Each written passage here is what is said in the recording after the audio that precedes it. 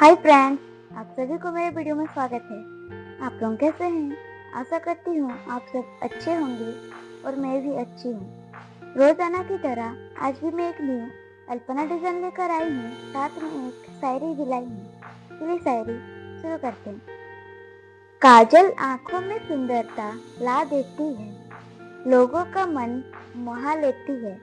काजल आंखों में सुंदरता ला देती है, लोगों का मन मोहा लेती है। सुंदर अल्पना बनाकर देख लो, पड़ोसी भी तारीफ कर देती है।